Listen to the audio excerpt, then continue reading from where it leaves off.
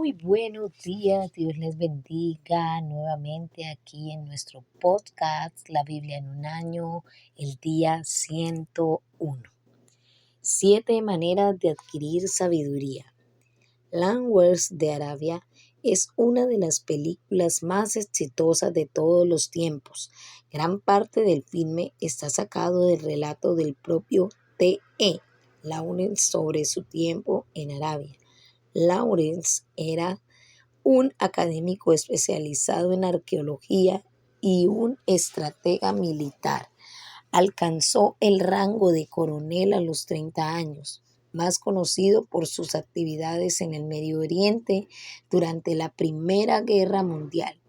Lawrence explora el tema de la sabiduría en sus memorias escritas en 1926 con el título Los 7 pilares de la sabiduría. Probablemente Lawrence tuvo en mente el pasaje de hoy. La sabiduría construyó su casa y labró sus 7 pilares. Proverbios 9:1. En las escrituras, el número 7 se suele usar para representar la culminación o la perfección. Podemos encontrar muchas maneras de adquirir sabiduría en el libro de Proverbios. Las enseñanzas de Jesús y la Biblia en general en los pasajes de hoy se pueden ver estas maneras. Vamos a estar leyendo Proverbios capítulo 9, versículos del 1 al 12. En la Biblia Reina Valera 1960. La sabiduría edificó su casa, labró sus 7 columnas, mató sus víctimas, mezcló su vino y puso su mesa. Envió sus criadas sobre lo más alto de la ciudad, clamó. Dice a cualquiera simple, ven acá, y a los faltos de cordura dice, venid y comed mi pan y bebed del vino que yo he mezclado. Dejad las simplezas y vivid, y andad por el camino de la inteligencia. El que corrige al escarnecedor se acarrea afrenta. El que reprende al impío se atrae mancha. No reprendas al escarnecedor para que no te aborrezca. Corrige al sabio y te amará. Da al sabio y será más sabio. Enseña al justo y aumentará su saber. El temor de Jehová es el principio de la sabiduría y el conocimiento del Santísimo es la inteligencia. Porque mí se aumentarán tus días y años de vida se te añadirán. Si fueres sabio, para ti lo serás, y si fueres escarnecedor, pagarás tú solo. Sobrellevar la crítica. Cuando somos criticados es inútil responder a quienes simplemente se están burlando de nosotros. Versículo 7. Si lo hacemos, nos odiarán incluso más. En cambio, merece la pena responder a los sabios. Nuestra respuesta a la crítica nunca debería ser insultar, abusar u odiar. Más bien debemos aprender de ella para hacernos más sabios y aumentar nuestro saber. Versículo 9. De hecho, nuestra respuesta a un reproche debería ser amor. Versículo 8, la parte B. Esto está muy lejos de ser fácil. Nuestra reacción natural a la crítica suele ser atacar verbalmente o intentar justificarnos. Pero el camino más sabio es buscar aprender de los reproches o las instrucciones por más difícil que sea. Por ejemplo, con el paso de los años me he dado cuenta de que aquellos oradores a los que no les gusta que critiquen sus charlas apenas mejoran. Aquellos que invitan a hacer una crítica constructiva y no se sienten amenazados por ella suelen mejorar rápidamente y hacerse mucho más efectivos. Una relación correcta con Dios incrementará tu sabiduría, versículo 10, y te permitirá escuchar las críticas constructivas y crecer en ellas. Vamos a estar orando. Señor, dame la sabiduría para ser constructivo cuando hago críticas y cortés cuando reciba las críticas que me tengan que hacer las personas a mi alrededor. Amén. Vamos a estar también leyendo Lucas capítulo 13, versículos del 1 al 30. arrepentíos o pereceréis. En ese mismo tiempo estaban allí algunos que le contaban acerca de los galileos cuya sangre Pilato había mezclado con los sacrificios de ellos. Respondiendo Jesús les dijo: ¿Pensás que estos galileos, porque padecieron tales cosas, eran más pecadores que todos los galileos? Os digo, no. Antes, si no os arrepentís, todos pereceréis igualmente. O aquellos 18 sobre los cuales cayó la torre de Siloé y los mató, ¿pensáis que eran más culpables que todos los hombres que habitan en Jerusalén? Os digo, no. Antes, si no os arrepentís, todos pereceréis igualmente. Parábola de la higuera estéril. Dijo también esa parábola: tenía un hombre una higuera plantada en su viña y vino a buscar fruto en ella y no la halló. Y dijo al viñador: he aquí hace 3 años que vengo a buscar fruto en esta higuera y no lo hallo. Córtala. ¿Para qué inutiliza también la tierra? Él entonces respondiendo le dijo: Señor, déjala todavía este año, hasta que yo cabe alrededor de ella y la abone. Y si diere fruto, bien, y si no, la cortará después. Jesús sana a una mujer en el día de reposo. Enseñaba Jesús en una sinagoga en el día de reposo, y había allí una mujer que desde hacía 18 años tenía espíritu de enfermedad y andaba encorvada y en ninguna manera se podía enderezar. Cuando Jesús la vio, la llamó y le dijo: Mujer, eres libre de tu enfermedad. Y puso las manos sobre ella y ella se enderezó luego y glorificaba a Dios. Pero el principal de la sinagoga, enojado de que Jesús hubiese sanado en el día de reposo, dijo a la gente: 6 días hay en que se debe trabajar. En estos días, pues, venid y sed sanados, y no en día de reposo. Entonces el Señor le respondió y dijo: Hipócrita, cada uno de vosotros no desata en el día de reposo su buey o su asno del pesebre y lo lleva a beber. Y a esta hija de Abraham que Satanás había tenido atada por 18 años, ¿no le debía desatar de esta ligadura en el día de reposo? Al decir él estas cosas se avergonzaban todos sus adversarios, pero todo el pueblo se regocijaba porque por todas las cosas gloriosas hechas por él. Parábola de la semilla de mostaza.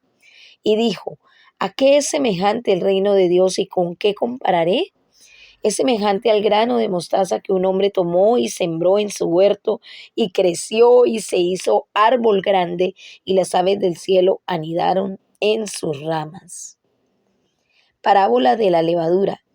Y volvió a decir: ¿a qué compararé el reino de Dios? Es semejante a la levadura que una mujer tomó y escondió en 3 medidas de harina hasta que todo hubo fermentado. La puerta estrecha. Pasaba Jesús por las ciudades y aldeas enseñando y encaminándose a Jerusalén, y alguien le dijo: Señor, ¿son pocos los que se salvan? Y él les dijo: esforzaos a entrar por la puerta angosta, porque os digo que muchos procurarán entrar y no podrán. Después que el padre de familia se haya levantado y cerrado la puerta, y estando fuera, empecéis a llamar a la puerta diciendo: Señor, Señor, ábrenos. Él respondiendo os dirá: no sé de dónde sois. Entonces comenzaréis a decir: delante de ti hemos comido y bebido, y en nuestras plazas enseñaste. Pero os dirá: os digo que no sé de dónde sois. Apartados de mí todos vosotros, hacedores de maldad. Allí será el llanto y el crujir de dientes, cuando veáis a Abraham, a Isaac y a Jacob y a todos los profetas en el reino de Dios, y vosotros estéis excluidos. Porque vendrá del oriente y del occidente, del norte y del sur, y se sentarán a la mesa en el reino de Dios. Y he aquí, hay postreros que serán primeros, y primeros que serán postreros. Amén.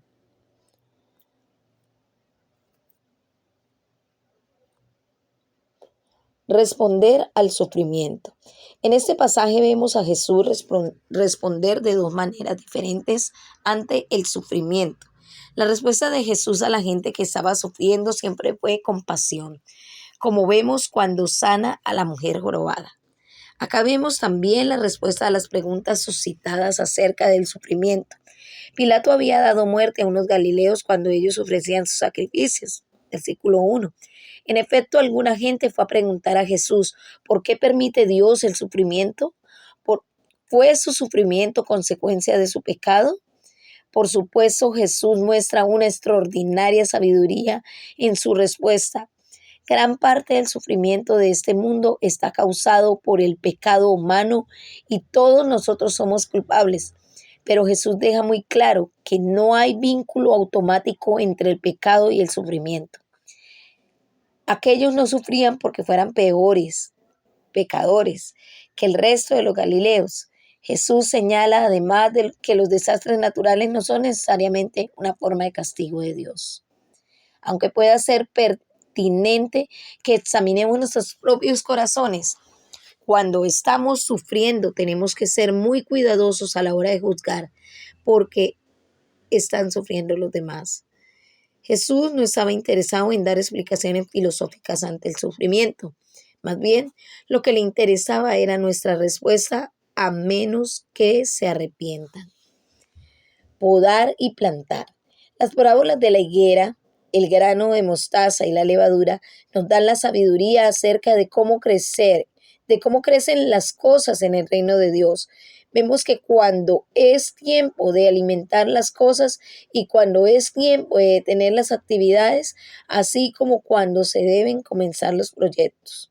Dios es paciente al dar mayor tiempo posible para que la gente se arrepienta. En respuesta al deseo de talar la higuera, el hombre le da la oportunidad más. Si el año próximo da higos, bien, si no, entonces puedes cortarla. La clave es buscar fruto. Por ejemplo, cuando vemos los numerosos ministerios que hay en la iglesia, algunos son extremadamente fructíferos, otros lo son menos. La tentación es cortar los menos fructíferos de una vez, pero Jesús nos anima a ser pacientes. Si el año próximo da higos, bien. Pero su paciencia no dura para siempre. A veces llegará el momento de detener un ministerio que no da fruto y cortarlo. Las parábolas del grano de mostaza y la levadura nos recuerdan que aunque el reino de los cielos comienza pequeño, tiene un enorme potencial en el tiempo. Cuando la semilla fue plantada, creció hasta convertirse en un árbol y las aves se anidaron en sus ramas. Esto muestra el enorme valor que tiene plantar semillas del reino. La plantación de iglesias incluida. También sugiere que debemos ser pacientes para ver cumplido este potencial. Saber cuándo animar. Personalmente, la confrontación me resulta extremadamente difícil.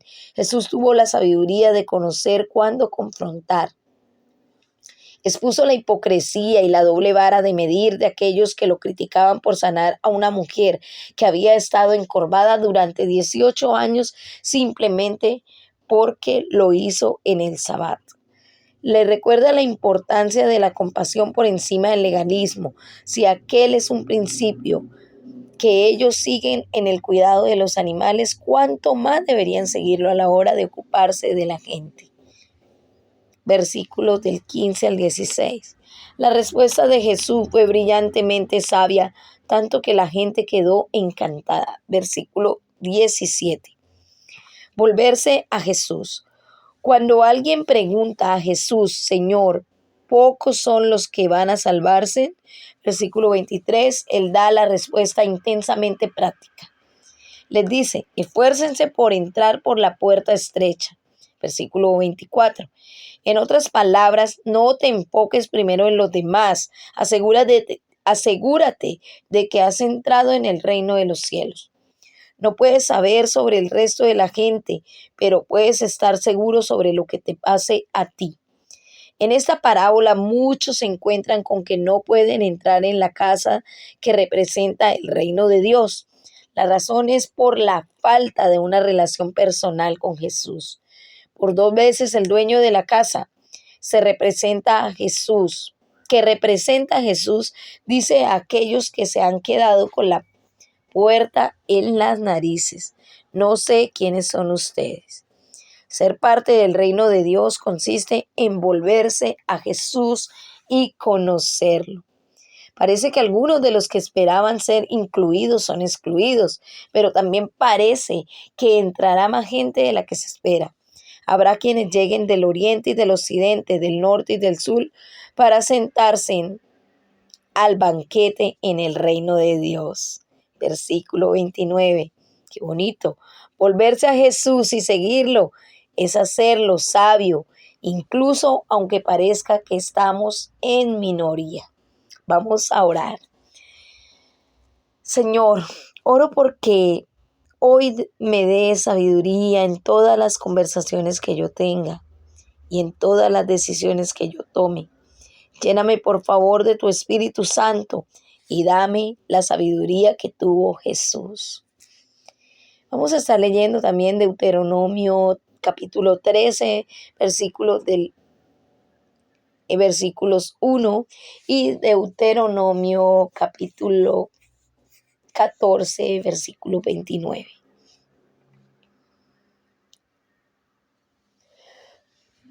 Cuando se levantare en medio de ti profeta o soñador de sueños y te anunciare señal o prodigios, y si cumpliere la señal o prodigio que él te anunció diciendo, vamos en pos de dioses ajenos que no conociste y sirvámosle, no darás oído a las palabras de tal profeta, ni al tal soñador de sueños, porque Jehová vuestro Dios está probando para saber si amáis a Jehová vuestro Dios con todo vuestro corazón y con toda vuestra alma.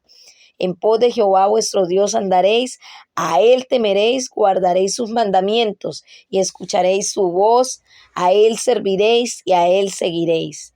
Tal profeta o tal soñador de sueños ha de ser muerto, porque cuando aconsejó rebelión contra Jehová vuestro Dios, que te sacó de la tierra de Egipto y te rescató de casa de servidumbre, y trató de apartarte del camino por el cual Jehová tu Dios te mandó que anduvieses, y así quitarás el mal de en medio de ti. Si te incitare tu hermano, hijo de tu madre, o tu hijo, tu hija, tu mujer o tu amigo íntimo, diciendo en secreto, vamos y sirvamos a dioses ajenos, que ni tú ni tus padres conociste, de los dioses de los pueblos que están en vuestros alrededores, cerca de ti o lejos de ti, desde un extremo de la tierra hasta el otro extremo de ella, no consentirás con él, ni le prestarás oído, ni tu ojo le compadecerá, ni le tendrás misericordia, ni lo encubrirás, sino que lo matarás. Tu mano se alzará primero sobre él para matarle, y después la mano de todo el pueblo. Le apedrearás hasta que muera, porque cuanto procuró apartarte de Jehová tu Dios, que te sacó de la tierra de Egipto, de casa de servidumbre, para que todo Israel oiga y tema, y no vuelva a hacer en medio de ti cosa semejante a esta. Si oyeres que se dice de alguna de tus ciudades que Jehová tu Dios te da para vivir en ellas, que han salido de en medio de ti hombres impíos que han instigado los moradores de su ciudad diciendo, vamos y sirvamos a dioses ajenos que vosotros no conociste, tú inquirirás y buscarás y preguntarás con diligencia, y si pareciere verdad cosa cierta, que tal abominación se hizo en medio de ti, irremisiblemente herirás a filo de espada a los moradores de aquella ciudad, destruyéndola con todo lo que ella hubiere, con todo lo que en ella hubiere, y también matarás sus ganados a filo de espada, y juntarás todo su botín en medio de la plaza, y consumirás con fuego la ciudad y todo su botín, todo ello como holocausto a Jehová tu Dios, y llegará a ser un montón de ruinas para siempre. Nunca más será edificada, y no se pegará a tu mano nada del anatema, para que Jehová se aparte del ardor de su ira, y tenga de ti misericordia, y tenga compasión de ti, y te multiplique como juró a tus padres. Cuando obedecieres a la voz de Jehová tu Dios, guardaos todos sus mandamientos que yo te mando hoy, para hacerlo recto ante los ojos de Jehová tu Dios. Vamos a estar leyendo también Deuteronomio 14. Hijos sois de Jehová vuestro Dios, no os sajaréis ni raparéis a causa de muerto, porque eres pueblo santo a Jehová tu Dios, y Jehová te ha escogido para que le seas un pueblo único de entre los pueblos que están sobre la tierra. Nada abominable comerás. Estos son los animales que podréis comer: el buey, la oveja, la cabra, el ciervo, la gacela, el corzo, la cabra montés, el íbice, el antílope y el carnero montés, y todo el animal de pezuñas que tiene hendura de 2 uñas y que rumiar entre los animales, ese podréis comer. Pero estos comeréis entre los que rumian pero estos no comeréis entre los que rumian o entre los que tienen pezuña hendida, camello, liebre y conejo, porque rumian, mas no tienen pezuña hendida, serán inmundos. Ni cerdo, porque tiene pezuña hendida, mas no rumia, os será inmundo. De la carne de estos no comeréis ni tocaréis sus cuerpos. De todo lo que está en el agua de esto podréis comer, todo lo que tiene aleta y escama, mas todo lo que no tiene aleta y escama no comeréis, inmundo será.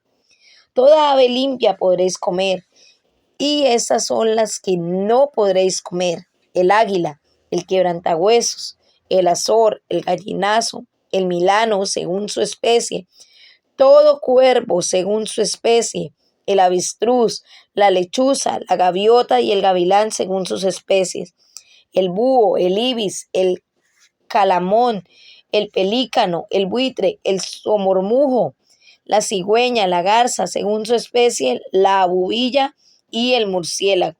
Todo insecto alado será inmundo, no se comerá. Toda ave limpia podréis comer. Ninguna cosa mortecina comeréis. Al extranjero que está en tus poblaciones la darás, y él podrá comerla, o véndela a un extranjero, porque tú eres pueblo santo a Jehová tu Dios. No coceréis el cabrito en la leche de su madre. La ley del diezmo.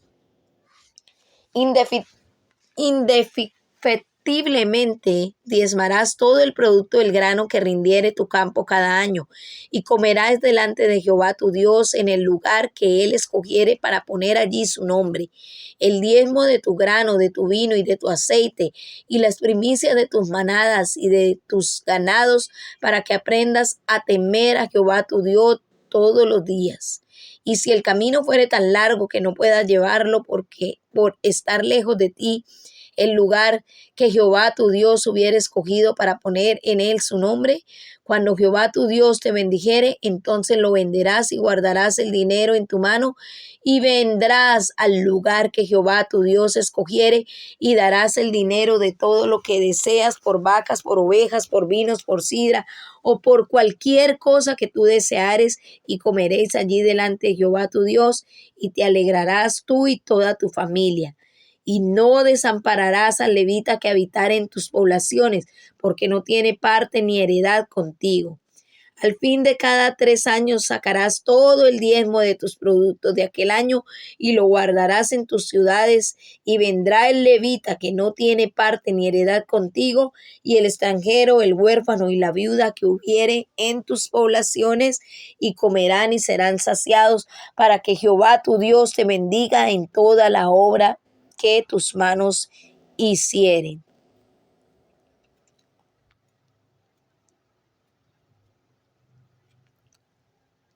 ¿Qué palabra? Probar la profecía. Necesitamos sabiduría para discernir entre los falsos y los verdaderos profetas. Entre los profetas de hoy en día se pueden incluir no solo aquellos con el don de profecía, sino cualquiera que habla en el nombre del Señor, como lo hacen los pastores, predicadores, maestros y evangelizadores. En todos estos casos necesitamos distinguir los verdaderos de los falsos. En este pasaje se encuentra una de las pruebas del Antiguo Testamento para descubrir un verdadero profeta. Incluso aunque un profeta realizare signos y milagros, se avisa a la gente de que si decía vayámonos a rendir culto a otros dioses, entonces no debían prestar atención a las palabras de este profeta o visionario. En otras palabras, la gente tenía que probar al profeta por sus enseñanzas, viendo si llevaba a la gente a Dios o la alejaba de él. Jesús dice, por sus frutos los reconocerán. En Mateo capítulo 7, versículos del 15 al 23. Reverenciar a Dios. Eres un hijo del Señor tu Dios. Deuteronomio 14, versículo 1. Y el pueblo de Dios está llamado a ser consagrado al Señor. Versículo 2, la parte A. Ha sido elegido para ser su tesoro especial. Bajo la antigua alianza, estos conllevan unas reglas estrictas acerca de lo que se podía y lo que no se podía comer. Bajo la nueva alianza, Jesús declara toda la comida es pura en Marcos capítulo 7, versículo 19. Bajo ambas alianzas, la antigua y la nueva, una de las maneras en las que reverencias a Dios es a través de tus ofrendas. Deuteronomio 14, 22 al 23. Dar es una bendición. Dios te bendice cuando bendices a los demás y para que puedas bendecir a los demás.